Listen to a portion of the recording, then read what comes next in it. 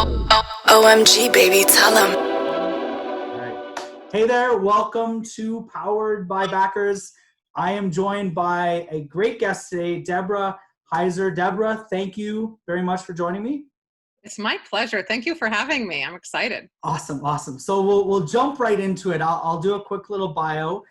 So Deborah, you are the founder of the Mentor Project, which brings STEM mentors to schools and the community. You're a PhD in applied developmental psychology with a specialty in redefining what being older looks like and feels like. I watched your video, said you're an aging specialist. You are a TEDx speaker, 92nd Street Y speaker, adjunct professor, award-winning researcher, consultant, and coach. Welcome, Deborah, to Powered by Backers. Thank you for joining me here. Thanks for having me. Perfect. Really happy to be here. Perfect. So let's dive right in. TEDx. So you were a TEDx speaker in New York City. I believe it's Tarrytown. I'm not familiar with it, but so tell us a little bit about, I don't know where to begin, maybe speaking at TEDx or the aging specialist. Let's do a choose your own adventure. Which would you prefer to talk about, the TEDx experience or being an aging specialist? I can start with the aging specialist because it leads into TEDx. Leads into TEDx? Okay, perfect. So tell us a little bit about that. I thought it was funny the way you introed it on TEDx, but tell us a little bit about what that means. Sure. Well, I entered the field of aging when aging was the last thing anyone ever wanted to hear about. Right. So it was like the Wild West. So I start the TEDx talk by saying I dread cocktail parties because if anyone can imagine someone walking up to them and they introduce themselves and I say, "Hi, I'm an aging specialist," people try to run away from me. They are not thrilled to be. Nobody wants to talk about aging. It's funny. I had a previous guest the other day, and this maybe is related, but he said, everyone wants to go to heaven, but no one wants to die. That was his quote. So it's sort of maybe along the same lines of, everyone's sort of afraid of aging and death, right? It's true. Everyone is afraid of aging. When people think of aging, they think of physical aspects of aging. And when you think of those, it's, wrinkles, it's the deterioration, right, of the body, right? Yes. Exactly. And so I don't blame people if you think about that. That's not fun.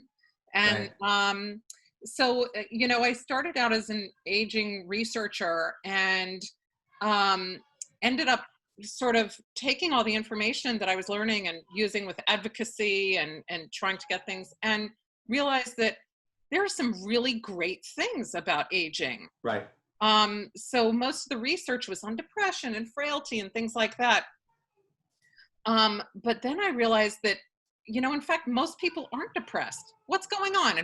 And most people that I was talking to were happy.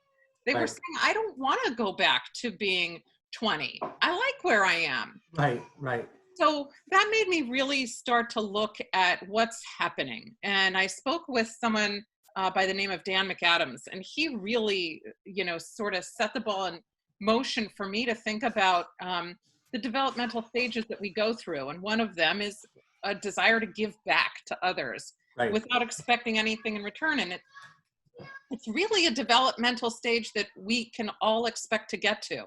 So you use the quote, "'Tis better to give than to receive," right?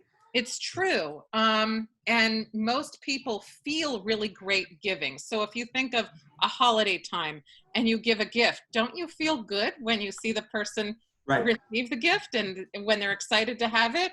You get a big, feeling of, warmth within you. Right. And that's not any different. So once we become experts in our field and we're in midlife, we start to really feel good about giving back our expertise and watching the next generation flourish. And it's a way for us to leave our footprint.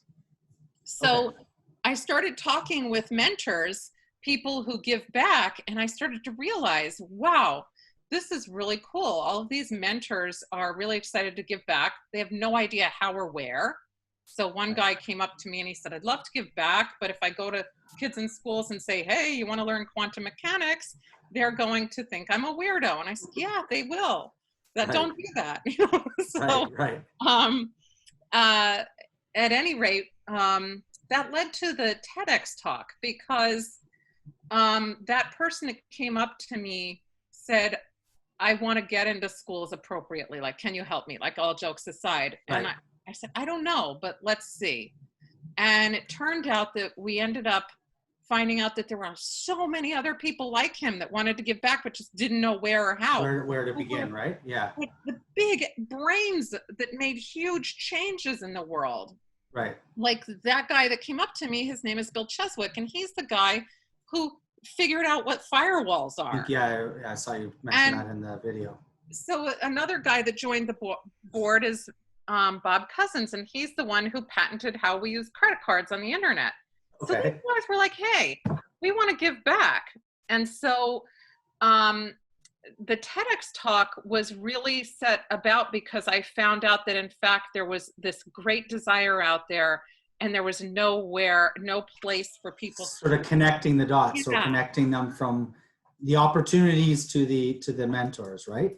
Exactly. And so it ended up being a super quick-paced organic growth. And now we have, so the TEDx talk ended up being where I was able to show on stage how people think of aging, and we're afraid of it because we think of it as a physical journey. But yeah, I saw your sort of like trajectory. You got the physical sort of sharp incline, then obviously the gradual decline, and then sort of the emotional growth, right, consistently over time, which led to happiness, is what you were saying, right? Yes. So emotionally, we only grow we only get the playing field only goes up. It goes up the trajectory. So we keep getting our EQ going up a little bit. Exactly. All right, that's good news for some of us, I think. You know, it's very good news because, you know, I'm in my 50s and I really don't care that I can't run as fast as I could when I was in my 20s. You know, I'm really not thinking about that. Right. But there's other things on your agenda, right? Other priorities. You know, yeah, I'm excited about seeing what happens with the next generation, with my kids as they're growing up. I'm excited to see the changes in the world. I mean, right now is not that exciting with all that's happening, but I still see the excitement and love being able to leave my footprint in a way that I can decide how I want to do that. Right. And so the TEDx talk was really to highlight that there's stuff that we can look forward to as we age, and it doesn't have anything to do with our physical bodies. It's really our emotional selves. Yeah. And so that was what the whole thing was about. And I likened it to Ebenezer Scrooge. I was going to say, you said the Ebenezer effect, right? Interesting. Yeah. So, you know, there are a lot of examples of what I talk about in film. And one of them that most resonated with me that I thought was a pretty clear picture was when Ebenezer Scrooge from Charles Dickens' A Christmas Carol is, you know, a self-made guy who has seemingly everything a person should want, but he wasn't happy. And he was, you know, post-midlife, you know, he was a little older. And we all know people like that, but most people aren't like that. But as soon as he made a connection with other people and, you know, gave back, he started to feel joy. And that's truly and honestly how when I see people in my practice and when I'm working with people, that's exactly how it works. Right. There's no secret sauce other than that. Just, and that connection to family and giving back and being there, a part of something maybe is better than being the miserly old guy, you know, swimming on I think of it, Scrooge McDuck, you know, sort of be when I was swimming in the pile of like gold coins, right? But no one to spend it with, or to, you know, it's kind of pointless to have all that wealth with no real family or friends to share it with. Interesting. So I picked up on a word that you talked about, generativity. I don't know. I thought it was kind of interesting. I've actually never heard the word. So I maybe introduce that word. Tell us a little bit about, like, I think it sort of encompasses the concept of giving back. I guess it comes from being generous. Although I thought initially it came from generation, but I wasn't sure what the sort of what would you call it, the creation of the word, where it came from, but it ties into mentoring and sort of that giving back. So Well, yeah, tell us a little bit about generativity. you're actually right. You're the first person who's ever mashed the two together, which is generations and generous. And in fact, that's really what it is. It's giving back without expecting anything in return. And it happens in midlife. Okay. And so that's where generations come in. Right. It's really a developmental stage that psychologist Erik Erikson first coined the phrase and theorized it. And it's that, we get to a certain point, we're experts in our fields, our kids are kind of grown up. We're at a point where we've checked the boxes, Right. you've done all the stuff you're supposed to do, and now what? So this is the point where we're naturally built to want to give back. Okay. And that term, generativity, is the desire to give back or be generous, like you said, without expecting anything in return in our midlife. Right. So just because like you've got the experiences, you've got the knowledge, now you can sort of feel like you can be a mentor, or you feel like maybe you have something that's of value that you've gained over your experiences.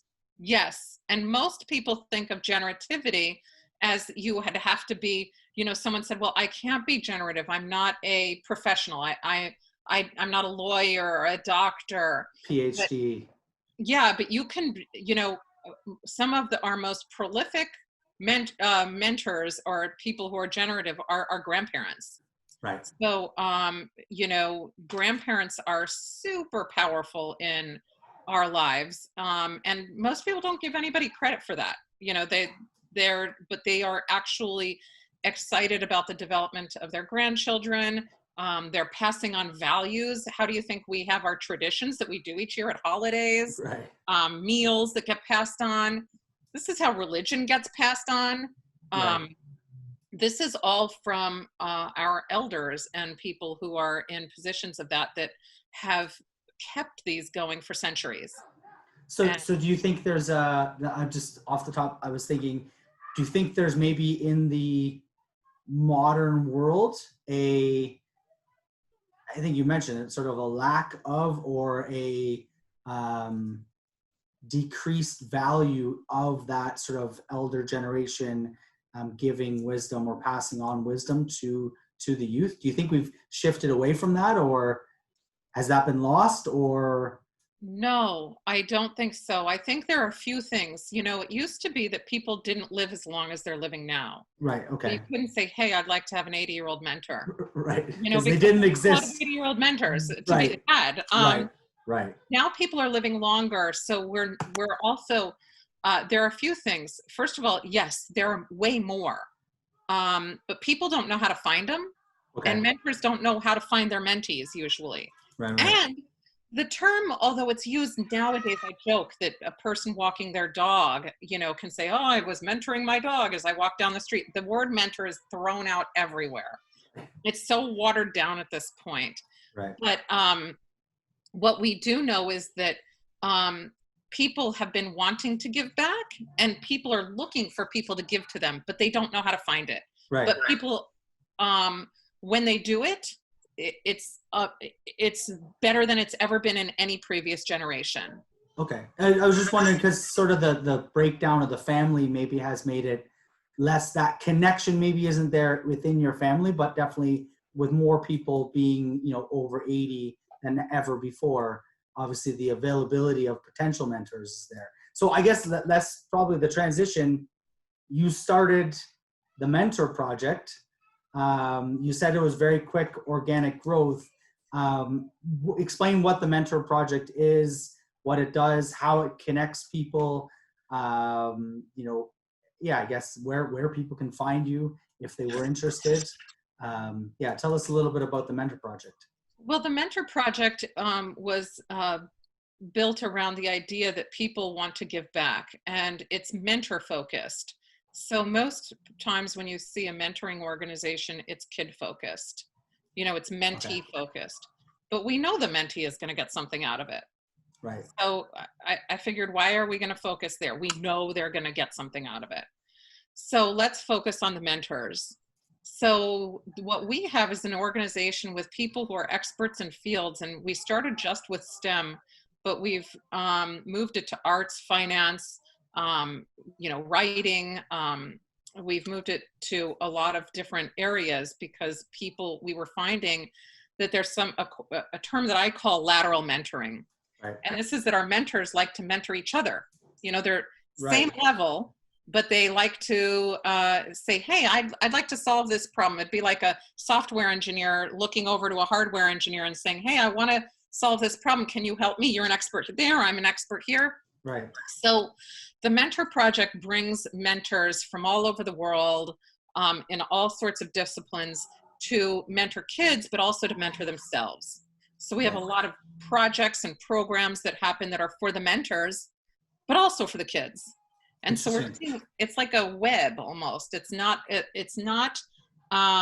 hierarchical, and it's not, vertical. It's every sort of direction you could possibly imagine. And it's really exciting and wonderful because we've seen mentors who are working with people they've never worked before. And that makes it so that they've organically formed teams, like making masks, designing new ones, research with that, getting kids in high school to work on researching new ways to get great masks going, and lawyers getting involved in things. We now have a patenting team so that kids can patent for free. Okay. And so these are the kinds of things that bring a lot of excitement for our mentors, because they're still, and we've also found that a lot of younger people before middle age are joining on board. People are finding a real excitement in this sort of collegial work that everyone's doing. Right. And the kids are having a great time too, because they really are being treated like the great minds that we know that they're going to potential there. Yeah. Right. And so that's where we are with the Mentor Project. We're on the web. So how does it sort of work, I guess? Like, does somebody register to sign up, and then do you hold, maybe, like, obviously with COVID now, there's probably less group get-togethers and gatherings, but way more. Oh, you have way more. Okay. Crazy. Okay. Yeah. So, online though, or are they like virtual online. or? Yeah. Okay. So for example, I'll tell you how we have it set up. So we have a main website that anybody can go to. So if you want to be a mentor, you click the Become a Mentor button. What's the website? Just www.mentorproject.org. Mentorproject.org. So you can go on there and you can look at all of our mentors. And say you said, oh, I want to ask a question of astronaut Charles Camarda. Okay. You click the Ask a Mentor button and you get to ask a question of any of our mentors. Okay. If you're a school or if you're an organization, you can say, hey, I'd like to have some talks or panels for my students, or groups or workshops. Right. And we do that. We tailor that to schools. If you're a mentor and you join on, we have meetups for our mentors every week. You can hop on and ask any of the mentors another question for yourself. But the neat sort of things that have morphed out of that is that it exploded right after COVID. We pivoted and everything is online. But one of our teams, the mask team, we're trying to mask the world, get masks out there that are appropriate, that are wearable, but that work for the wearer. Right. And the neat thing is we have a group in Germany who signed on, a group in Africa, and kids in New Jersey. And so it's very global too. It's not just totally global. U.S. or I'm in Canada, so I'll throw Canada in. We love Canada. Yeah. But so it's but global. You said Germany, Africa. Yeah. Okay. All over. Okay. Interesting. So would you bring the mentors in from other countries to say mentor kids in the schools, or what have you found? We've done that. So people get on Zoom. And so before the pandemic, we had that where people would get on from other countries and they would come in and give a lecture to a school. So if we knew that we were going to be doing that anyway, because if you're in Silicon Valley and somebody from Mississippi or Toronto or British Columbia wanted to have one of our mentors speak, but they're so far away, how are we going to do that? So we were having Zoom conversations, and then the kids could ask what they want.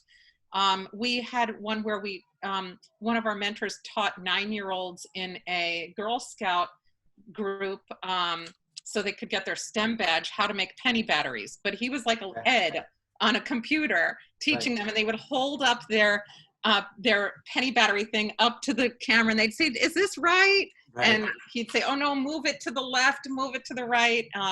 So you still got that interactiveness, yeah. but through something like Zoom.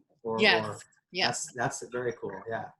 Okay. So all of our team meetings are on Zoom, and we've found that look, we'd love to do it in person, but since we can't, this has made us see that we can really reach a global group super easily, and everybody is able to mesh together. It's really nice. Yeah, no, that's amazing. And obviously I heard you say on the video, but it's all free of charge to the schools or to the organizations that are looking to bring in the mentors. So that's really cool as well, right? So you're providing access to anyone. So yes, which I think is great, and especially from different countries, getting different perspectives, obviously, experts in their field. So that's really cool. So where can they, obviously you said mentorproject.org. Are you on social media? Like Facebook, Twitter, LinkedIn? We have a really healthy Facebook page called The Mentor Project, where we live stream our content. So as we are doing if we have an astrophysicist talking about what would happen if there wasn't a moon, we live stream it. Okay. I want to see that video. Is that actually a real video? That. Okay. Yes, we have that. I'm going to go back and look at that. You can go to our website and click on learning, and you can see we haven't organized it all perfectly, but you can find astrophysicists talking about the sun, talking about the moon, talking about the stars. We have you name it across the board. We have Bitcoin. We have everything. Right. So we have Facebook, so it's The Mentor Project, and we live stream our programs on there, and that way people from other countries where it's free to access social media can access our content for free. We also have a YouTube channel called The Mentor Project. We have a page on LinkedIn. So we also have Instagram, but we're not as you're not I'm terrible with Instagram. So how about TikTok? No TikTok yet? We're going to try to do that. That would be interesting. Do that. I'm old, so I don't know all this stuff. So I have to, I have to rely on younger people to say, hey, get with the times. But yes, we're starting on TikTok. Yeah, it's a different type of platform. So I don't know. It's not so much get up and speak, but I'm sure you could come up with fun little ideas with some of the mentors to maybe get a message out to people. One of our first sets that we're planning for TikTok is that we're having our patent attorney who's going to give the basics of what is a copyright, what is a trademark, what is, when do you do these things, what is a patent. So she'll do it in about a minute, like 1 minute with a mentor kind of a thing. Yeah. And so we're going to put those out on TikTok. Call it a mentor minute. Yeah, we probably will, because we have 1 hour with a mentor already. Yeah, so you just do mentor minutes. And I love it. You just do 1 minute of each mentor gets a minute to really condense everything they have to say in that 1 minute. That's really cool. Okay, so I again, Deborah, really appreciate you joining me here. I ended off with sort of one question with everyone. Done this now probably 80 times. I think we're coming on 100, but lots of different answers. If you had one word, and you could go back and talk to a younger you. I know we just sort of talked about aging and sort of what would one word or one sort of piece of advice would you give a younger Deborah or somebody coming up? I mean, it doesn't necessarily have to be a younger you, but somebody coming up, what would be sort of that one piece of advice in general? It could be about, anything in general. What would that one word or that piece of advice be? Never be shy to ask a person that's even 7 layers above you for advice. Ask advice, and don't think that the person won't want to help you. So you think that's interesting. So everything we've said is sort of inherent that people want to give back. And so don't be afraid to ask at a younger age. Yeah, I was afraid to ask. I thought someone will think I'm stupid. They'll think that I'm, just that here I am just wanting to get something from someone. I never thought that someone would say, oh, wow, you have a question for me? I'd love to answer it, which is really how most everyone feels about getting asked a question. Is there a term for that? What could be the opposite of generativity? Would it be askerativity? Well, it's really Sorry, that was a stupid joke. No, that was great. I loved it.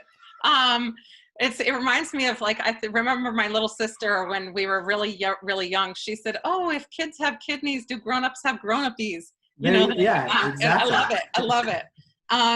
So it's actually called stagnation. It means that you're not going anywhere. You're Right. stuck in a place. And not asking is being stagnant. Right. I can't grow if I don't ask. But we all often have a fear of or an insecurity about asking, say, an elder or someone that we call Mr. or Mrs. or that we would call doctor or that we might call have a title that we feel insecure about asking somebody because we don't feel we're at the same level as them. Right. It's that insecurity. And I mean, that plays out in a lot of different areas of our lives, right? Yeah. Cool. Well, we'll end it on that. Deborah, thank you again for joining me. Yes. Awesome. Everyone else, I will see you guys again tomorrow. This is Powered by Backers, and have yourselves OMG, baby, tell them.